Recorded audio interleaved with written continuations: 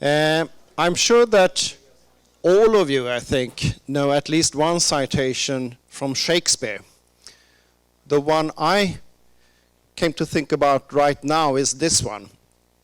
What's in a name? That which we call a rose by any other name would smell as sweet.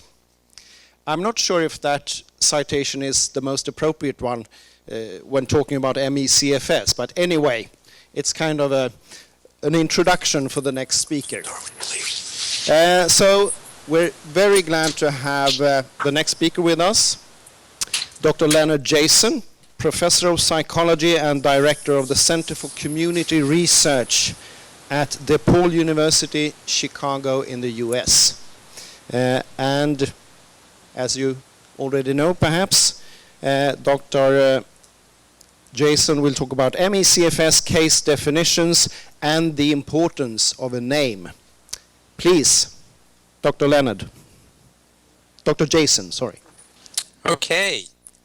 Thank you for this invitation to your conference. My talk is on defining essential features of myalgic encephalomyelitis and chronic fatigue syndrome.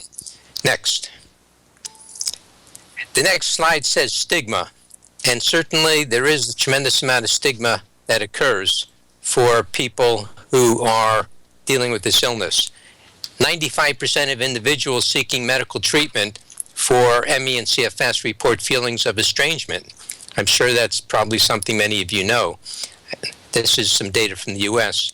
85% of clinicians view ME and CFS as wholly or partially psychiatric disorders, as this slide indicates. In the United States and possibly in your country and other countries, hundreds of thousands of patients cannot find a single knowledgeable and sympathetic physician to take care of them. Next.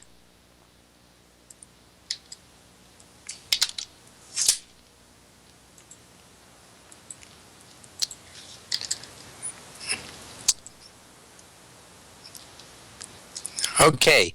The next slide should be stigma due to following issues. There is the term chronic fatigue syndrome, which is stigmatizing.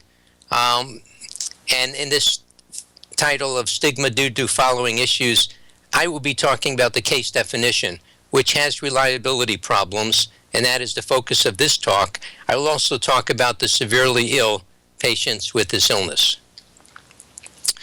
Next.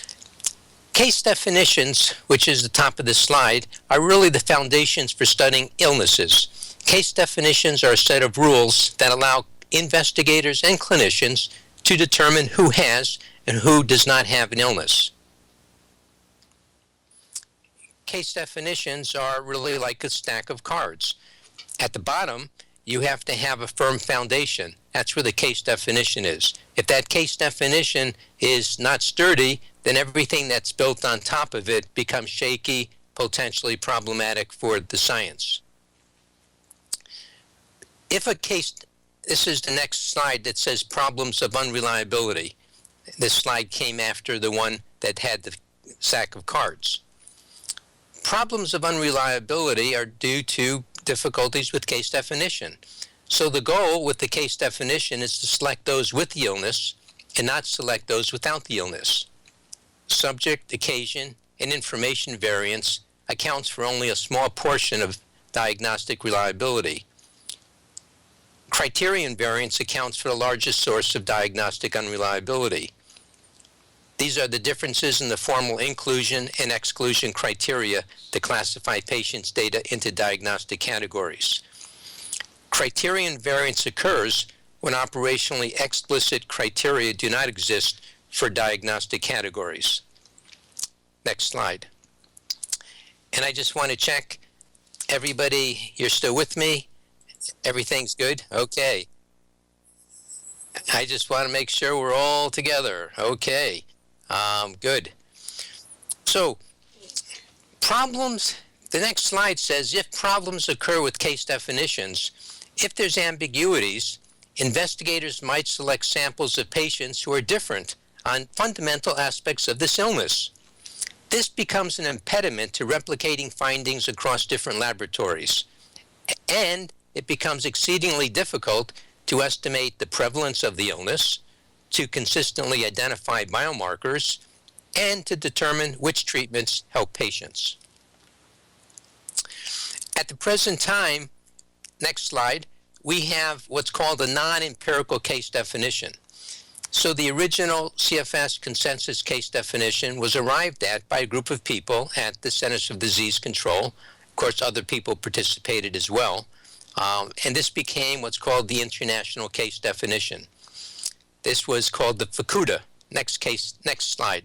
The case definition is an international working group that in 1994 published the criteria and other criteria. Now, I'm sure that many in the audience are familiar with this criteria, so I won't spend much time on it. But basically, patients to meet these criteria are required to experience chronic fatigue and the concurrent occurrence of at least 4 out of 8 other symptoms. Now, I've listed those symptoms here for those of you who just want to see what I think the basic problem with the FACUDA criteria are. The symptoms in white at the top are things that, again, are very common symptoms within the general population. Sore throat, tender cervical, axillary lymph nodes, muscle pain, multiple joint pain without joint swelling or redness, headaches of new type, pattern, or severity. But the 3 symptoms at the bottom are the fundamental core aspects of this illness, and they include unrefreshing sleep, post-exertional malaise lasting more than 24 hours, and persistent or recurring impairment in short-term memory or concentration. The problem, as I think is evident, is if you only need 4 of these symptoms, it's possible not to have the 3 cardinal symptoms, classic symptoms at the bottom, and still be brought into the case definition. That's a major problem. Now, in Chicago, we did a population-based study using the FACUDA criteria. And we found that about 4% of the population experiences, this is the next slide, sorry. The population-based study in Chicago had about 4% of the population. So the slide at the top should say population-based study in Chicago. About 4% of the population experienced 6 or more months of fatigue. So something like about 1 out of 20 people. That's a very common symptom. But about half those people have a real classic medical or psychiatric explanation. They might have melancholic depression, they might have something like cancer, they might have a very clear explanation for that fatigue. That's about half, or 54% of that 4%. And about 27% of our group, about a quarter, meet these FACUDA criteria, and another 19%, so 27% did not meet the FACUDA criteria, I'm sorry. That means that individuals did not have enough symptoms of those 4 out of 8, and 19% did meet these criteria. So in a sense, about 20% of individuals, of those who have chronic fatigue meet the criteria for chronic fatigue syndrome. This translates with a somewhat complicated algorithm that about 0.42% of the population in the United States and possibly in Sweden have this illness. What that means is out of every 200 people, you might have 1 person with the illness. So 1 out of 200 is about the prevalence rates. But here's the problem, as I said, with this criteria. In the research we did in the 1990s, we found that people who had major depressive disorders, if you weren't being careful, could be diagnosed with ME or CFS. For example, I think we all know that depression often involves chronic fatigue and 4 minor symptoms. Some of those symptoms include unrefreshing sleep, joint pain, muscle pain, and impairment in concentration. So what I'm suggesting is that basically some conditions like major depressive disorder, which are highly prevalent, about 2.3% of the population has a major depressive disorder at any one time in the United States. The next slide that says possible misdiagnosis. Yes, sorry. So basically what that says is that a person with major depressive disorder could be diagnosed with ME and CFS. And as you can see, these are the types of symptoms. Depression often has fatigue and minor symptoms: unrefreshing sleep, joint pain, muscle pain, impairment in concentration. So that's the problem, that it's possible that people who have some psychiatric illnesses, like a major depressive disorder, which affects about 2.3% of the population, could be inappropriately classified as chronic fatigue syndrome. Next slide. So the cardinal criticisms of Fukuda is that they do not require cardinal symptoms, such as post-exertional malaise and memory and concentration problems. Those things should be required of all patients. Now, in part to deal with this, we have what's called the Canadian criteria. This was developed by Carruthers and others in 2003.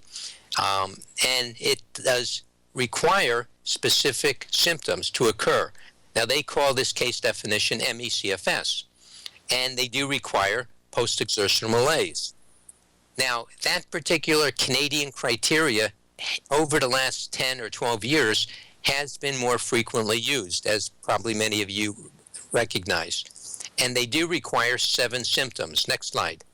So just to go over those symptoms, of the 2003 Canadian, and they call it ME-CFS criteria, you have to have post-exertional malaise, unrefreshing sleep, pain, 2 or more neurocognitive manifestations, and at least 1 symptom from 2 of the following categories: autonomic manifestations like lightheadedness, neuroendocrine manifestations like recurrent feelings of feverishness, and immune manifestations like recurrent sore throats. So I guess what I'm suggesting is that these criteria were a benefit, and more investigators began using these criteria. But remember, these were a clinical set of criteria, not a research set of criteria, although they have now begun to be used for research purposes. A number of years later, next slide, we see the international consensus criteria for ME. And this is, again, a group of people, a larger group of people put this together. And this particular case definition was really, rather than ME-CFS, was for ME. ME-ICC, they call it. And symptom severity impact must result in a 50% or greater reduction in a patient's premorbid activity. But for a diagnosis, one now needs 8 symptoms. So remember, we've gone from 4 symptoms of Fukuda to 7 symptoms for the Canadian criteria to the ME-ICC new criteria of 2011, 8. And those symptoms are divided within these 4 areas: post-exertional neuroimmune exhaustion, neurological impairment, you need to have 3 symptoms there; immune gastrointestinal genitourinary impairments, 3 symptoms there; energy production transportation impairments. I might add that our work with factor analysis with very large samples have not come up with these 4 areas. The other potential problem with having more symptoms is that you might have more possibilities of getting people with different types of more psychosomatic issues. The more somatic symptoms you require in a case definition, the more likely you are to get individuals with psychiatric comorbidity. That's the potential problem. Now, in 2015, we have the Institute of Medicine coming up with a name change recommendation. This is the next slide. So the Institute of Medicine recommended the name Systemic Exercise Intolerance Disease, SEID, and they said that should replace chronic fatigue syndrome and any other name that existed. Now, this has been a very widely distributed set of recommendations that has gone to the Chronic Fatigue Syndrome Advisory Committee, and there's still work being done on it, but it's being written about widely. So because of that, I think it's important for us to recognize the name, SCID, and the clinical criteria. Now remember, this is not a research criteria, it's a clinical criteria. Next slide. Now, in the spring of this year, Lisa Peterson did a patient survey of over 1,000 patients, and they sent this survey to the Chronic Fatigue Syndrome Advisory Committee in the United States. And what Lisa Peterson found in her survey was that the majority of respondents expressed negative opinions about the name SCID, about the naming process, how they came up with it, and about the idea of the government using the proposed name. So this particular patient survey has actually had quite a lot of an effect, I think, on making people think twice about adopting this new name. This is Lisa Petterson's patient survey at the top of this particular slide. The next slide is dealing with the new clinical case criteria. Now, it's interesting that they did not call it a case definition, and I must admit, I can't understand the difference between an algorithm that says a case criteria versus a case definition, but they do call it a case criteria. But if you basically specify a group of people who have an illness and a group of people who don't have an illness, I think that's what usually a case definition is considered. But for the purposes of the IOM, we'll call it a case criteria. One of the interesting issues about this new case criteria is that exclusionary illnesses are treated differently from the MEICC, from the Canadian criteria, from the Fukuda criteria, and even back to other criteria that have been used. And as you probably know, there's probably about 20 different case definitions that are out there. So the SCID, or the IOM, tends to prefer saying illnesses are comorbid rather than exclusionary. So the Fukuda, the Canadian, and the MEICC really said that if you had a clear explanation of an illness, we were going to make those exclusionary. I think the people who have put together the Institute of Medicine are thinking about a wider category. And let's think about what some of the implications of this wider category are for us. Next slide. So if we use the word SCID, systemic exertion intolerance disease, the Institute of Medicine recommends that there needs to be 4 symptoms. Now, basically, these 4 symptoms, for the most part, are things that a number of factor analytic studies, but done by a number of different research groups, including ours in the U.S., have tended to find that you do find a substantial reduction or impairment in ability to engage in pre-illness levels of occupational, educational, social, or personal activities. You do find post-exertional malaise. You do find unrefreshing sleep. And they say at least one of the 2 following symptoms, cognitive impairment or orthostatic intolerance. We do find cognitive impairment in patients. The orthostatic intolerance tends to occur less frequently. We tend to think of it as not as core a symptom as cognitive impairment. Among kids, I certainly think orthostatic intolerance has more prominence. But in any event, the Institute of Medicine has said you need to have these 4 domains. And if you have these 4 domains, you have the clinical criteria met. So now let's look at the implications. The reason this is important is that in the Institute of Medicine, which not only goes out to the U.S., but is influential around the world, including in Sweden, they said that in the next couple years, they want to sort of reevaluate what they think of these clinical criteria. So if we're going to be reevaluating these criteria, one needs to develop databases to actually examine what are the implications of using these IOM criteria. Because if we don't do research and don't evaluate these particular criteria, then how are we going to make changes in the future? And the IOM certainly suggested they need to be revisited once we have more data. So here we have an opportunity. Next slide.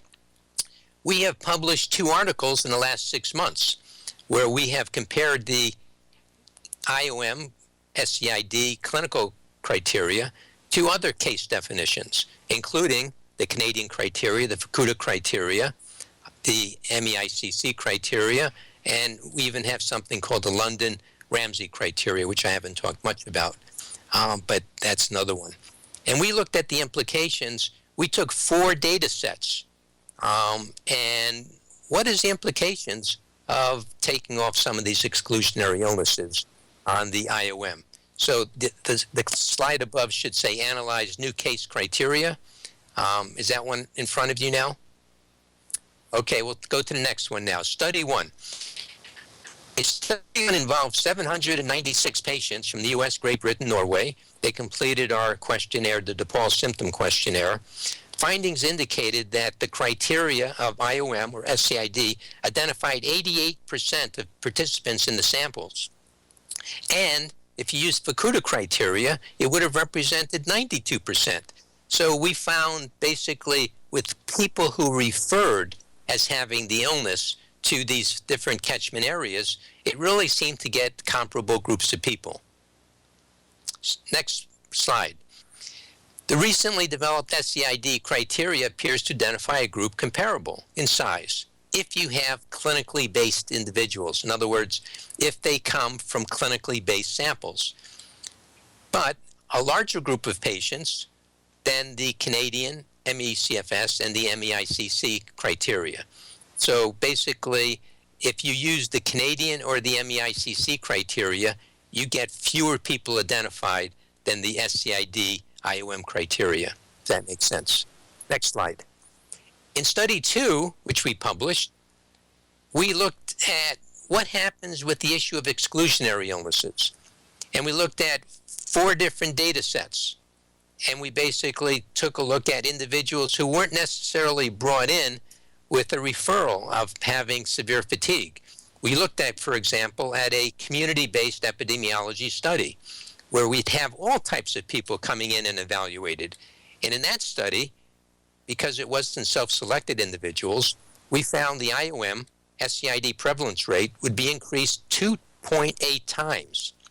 For example, 47% of those with melancholic depression, which was exclusionary when you had the Fukuda criteria, now meet SCID IOM criteria. In addition, we have a group of people with medical reasons for their fatigue. 48% met the SCID IOM criteria. So what the conclusion is that these IOM SCID criteria are going to bring in a larger group of people from the general population as meeting these criteria. And that slide should say study 2, exclusionary illnesses. Is that slide up there? Okay, we'll go to the next slide. So the next slide says the SEAT criteria require a patient to have either cognitive impairment or orthostatic intolerance. As I said, orthostatic intolerance does not evidence prevalence rates as high as other proposed core symptoms, whereas cognitive impairment does. I don't think that's a significant problem because just about everybody who has cognitive impairment we find also has the orthostatic intolerance. So in a sense, it really does, just by having cognitive impairment, you get the same people. Next slide. So this is a summary, if I may, of what the epidemiology of this illness looks like. If you take the general population at any one time, this is the next slide, it says figure 1, about 15 to 25% of the population feels fatigue at any one time. However, if you go down to 8%, if you said, have you had fatigue for 1 or more months, about 8% have that symptom. However, if you say 6 or more months of fatigue, then you get about 4%, or 1 out of 20 people. So about 1 out of 20 people, 4%, 4 to 5%, seem to have what we think of as chronic fatigue. So that's what you need to think about. It's actually a very large group of people, 4 to 5% of the population. Next slide. Now let's look at some of the case definitions. Take that 4% of individuals with fatigue. If you use basically the Fukuda criteria, you'll get at the little circle at the bottom, a very small, 0.4%, almost 10%. 10% of that 4% will meet the Fukuda CFS criteria. If you use what's called the Reeves criteria, which was developed about 10 years ago, you'll get a much larger group. You'll get more than half of them will meet the Reeves criteria. We haven't actually talked much about the Reeves criteria because it hasn't been used that frequently in the U.S., but the CDC continues to use that. Next slide. Now this is where it becomes, I think, pretty interesting. If you think about these individuals, of individuals referred, in other words, if you have a medical clinic and you refer people to that medical clinic, what you will find is that about 92% will meet the Fukuda criteria of 1994. About 88% will meet the IOM SCID criteria. About 76% will meet the Canadian 2003 criteria. About 61% will meet the MEICC criteria, and we have a slightly different empiric criteria of 4 items that gets about the same number, with just 4 items rather than 8, which we think is just a different way of doing it. And then if you use what's called the London criteria, which is what Ramsey in 1988 and people like Ellen Goodsmith and others worked on from Great Britain, and you'll get about 20%. And one of the primary reasons you get so many fewer people of a specialist care getting that diagnosis of London criteria or ME is that it requires a sudden onset. Okay, that's figure 3. Go to the next slide. So what I'm going to suggest to you is a categorization system that might be slightly different. Again, think about that 4% with 6 or more months of fatigue. About 1% will basically meet SCID criteria. I call it IOM, the Institute of Medicine. We could call it something else, the IOM criteria, or we could call it NDS, Neuroendocrine Immune Dysfunction Syndrome, which was something coined about 10 years ago by a name change work group. The ME, the pure ME, is really a group that is at 20%, 0.1, which is a very small group that has a sudden onset. We could call it Ramsey criteria. Next slide. Okay, does this slide say research and consensus needed in 3 areas? Okay, so in summary, there are multiple case definitions. Most common are the Fukuda CFS, the Canadian ME-CFS, and the MEICC criteria. Those are 3 that are very popular today. Each has different criteria. For moving the field forward, we need to operationalize the current criteria to reduce criterion variance. We need to compare and contrast the current criteria. We need to use more sophisticated analytic structures to determine critical dimensions of a case definition. And I might add that we just published an article this last week using factor analysis where we had a very large sample of over 500. And, you know, the reality is that you need very large data sets. 500, 1,000, those are small. We need data sets that are very large to do the types of sophisticated analytic procedures that are required. And we also need to think about research versus clinical case definitions. And this all becomes very important. In general, the research case definition should be the first thing we should develop. The clinical case definition is then broadened because you don't need to have as homogeneous group. For example, a research case definition could say, you know, if you're very overweight with a body mass index that's very high, we won't put them in for a research case definition. Or if you have an age that's very older, we might not put them in. But for a clinical case definition, we can relax those rules. So I think that research case definition really does come first rather than clinical case definition. Next slide. I think the broader IOM criteria represent a larger clinical group captured by the key IOM symptoms. It's a very large group. Because the term SCID has not been endorsed for these criteria, it's possible to use a different name, maybe calling it the IOM criteria, or maybe the neuroendocrine immune dysfunction syndrome. I put in neuroendocrine dysfunction syndrome. It was actually recommended by the name change work group 10 years ago in the US, neuroendocrine immune dysfunction syndrome, NDS. That could be a term that just refers to a large clinical criteria. Next slide. A research criteria could be much more narrow, and that could be based on myalgic encephalomyelitis, based on Ramsey's criteria. It could be empirically based too. I mean, there's lots of different ways. It could be the MEICC criteria. It could be the Canadian CCC criteria. Clearly, we want a research criteria that's different than the larger clinical IOM criteria in order to develop our research with a more homogeneous group of individuals. And I think that's the challenge for our field today, is to decide which case definition to use, and particularly which research one for the scientists in the audience. And it could very well be that we might end up using several. It might be, but whatever you use, it's important to not only state which case definition you're using, but also to operationalize it. That's very important. One needs to have structured clinical interviews so that one can determine whether a symptom is met or not and how the questions are asked in a similar way.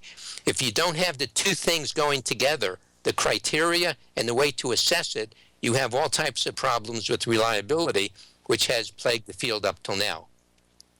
Okay, so the slide you have in front of you should say research criteria. We're going to go on to the next one. Yes. So, in summary, the broader IOM criteria could be used for clinical purposes. A more restrictive ME criteria could be used for research purposes. Some scientists might prefer to consider the clinical versus research grouping a matter of severity rather than categorical differences. But such a classification system has the potential to clarify discrepant findings from epidemiologic, etiologic, and treatment studies. Next slide.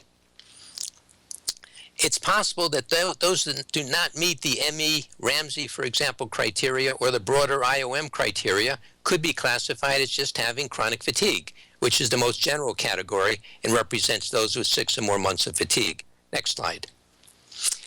Now I'd like to move on to talking about something that this audience is very interested in, homebound. Whether you're using a clinical or a research criteria, certainly the homebound group is very important. But evidence of this group is more impaired. We think it is, but we have limited data that's been collected and published in this area, which is unfortunate. And there could be a number of reasons. Maybe it's harder for these individuals to get into the laboratory to be studied, but for whatever reason, we have limited data on the most impaired who are homebound. Next slide. Our current study done by Tricia Pendergast and others at DePaul University, we had over 500 participants derived from samples in the US, UK, and Norwegian samples. And those are the samples and a little bit information about each of them. And we had different case ascertainment methods, and again, a very large sample. And what we wanted to find out was, what are the characteristics of homebound individuals across these different sites? 3 different countries, 4 different sites. Next questionnaire. It says questionnaire design at the top.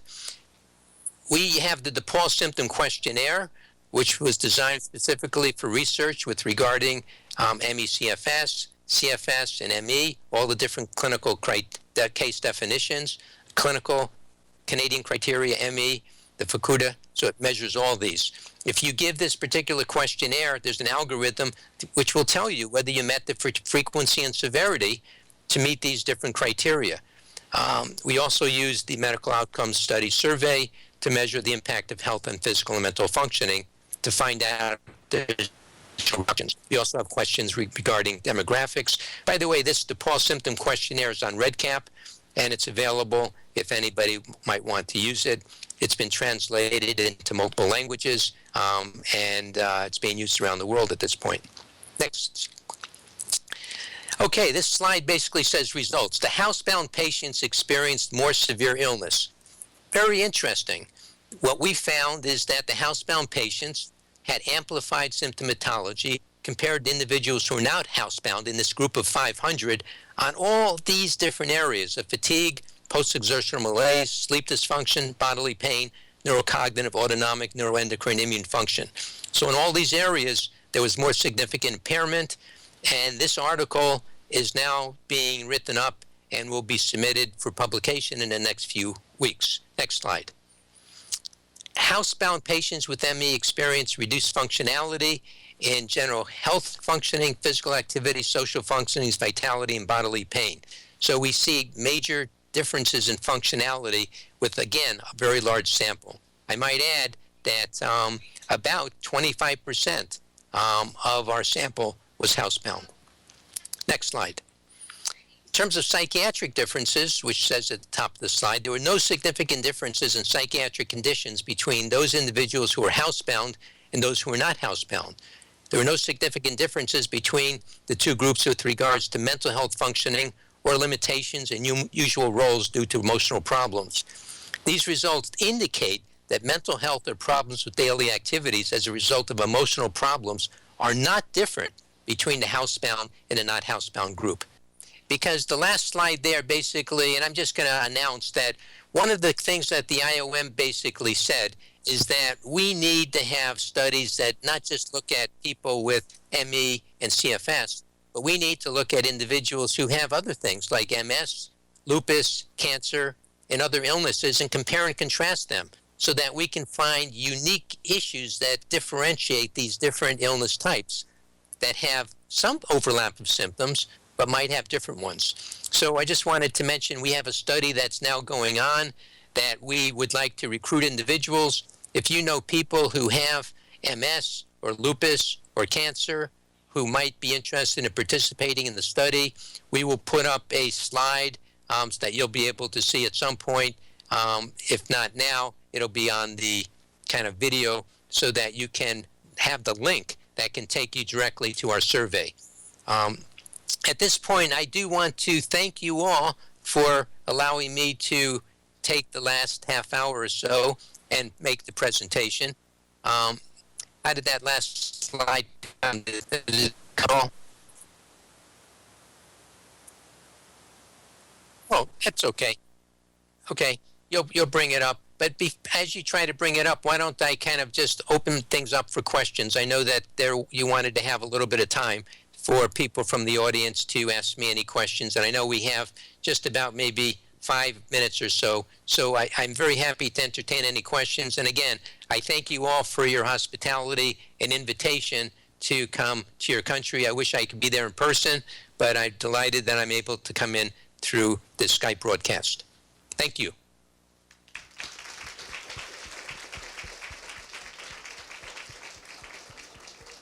Yes, I thank you very much.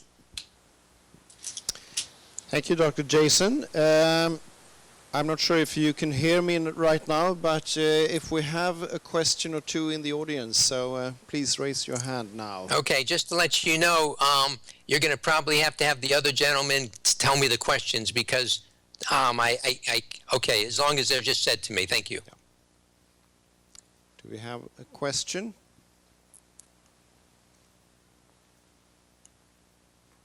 No? Okay. Well, perhaps there in the middle, lady. We have a microphone coming up. So I guess you will have to repeat the question for.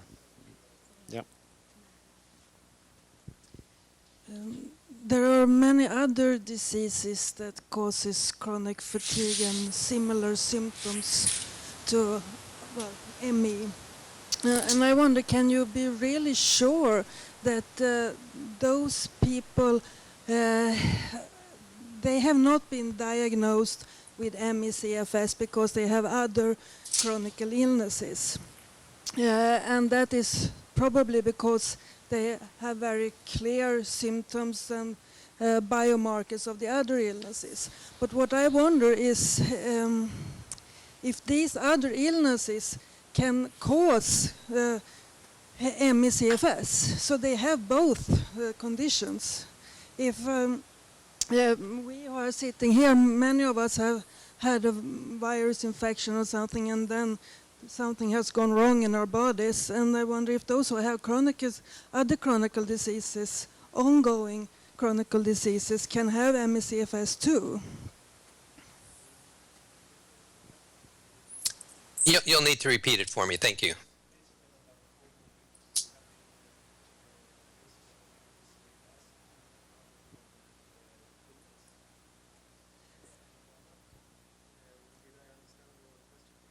Yes, what I'm trying to say is that the other chronic illnesses that because it's a well-known fact that many illnesses cause chronic fatigue and similar symptoms of ME CFS. People, those who are specialists in the other diseases, they have not been interested into consider if these patients have ME CFS too. that is a similar mechanism. So I think I get the gist of the question. And again, it's an absolutely critical question, particularly with the new IOM SCID criteria. In a sense, basically, in the past, what I've suggested is about from people who come into a population-based study with, we think of, chronic fatigue of 6 or more months, only about 20% would have been diagnosed with Fukuda criteria. And that's because 50% of people in that 4 to 5% with chronic fatigue would have clear medical or psychiatric exclusions. If you bring those people with medical and psychiatric exclusions and make them comorbid, ultimately what you will have is a larger number of people who meet the IOM SCID criteria. We estimate that at least 2.8 times as many people. So if you want to have a very large criteria that's clinical, that brings in lots of people that have lots of different reasons for their illness, that's okay, but you absolutely have to think about the implications of that. And what that means is that you have people who have kind of probably many, many different types of illnesses in that category. So it's incumbent upon us as researchers to develop more research criteria and research case definitions that allow us to have more homogeneous groups. Now, I have just written a paper where I have actually compared the IOM SCID criteria with the Canadian criteria. And it's clear that the Canadian criteria does identify a more impaired group. So that's useful information. That article is being reviewed by a journal now. But I've also written a paper that has tried to break down the IOM into 2 groups. One group that met the criteria, and one group that had medical or psychiatric reasons. That's another possibility for research purposes for us to do something like that. But ultimately, the challenge for us as researchers is to have people who are as comparable as possible. The more heterogeneity we have in a sample, particularly with the IOM, the more difficult it will be for us to understand the characteristics of those individuals. However, for clinical purposes, if you want a wide group, the IOM is basically able to do that. And if you want to have something that's easy to use, the criteria are easy to implement. So there's those advantages of the IOM. My concern is that people will use the IOM for research purposes. And to the extent that they call it a research criteria, then we have all types of confusion. Remember, the Canadian clinical criteria are now used as a research criteria. The Fukuda research criteria were used as a clinical criteria. So why will not the IOM criteria have the same types of problems that the other ones have had over the last 20 years? I'm just about out of time now. I just want to thank you all. I don't want to sort of impinge on your schedule. I know you have other speakers planned, but if it's okay, I will just thank you at this point, and I hope you have the rest of the great conference.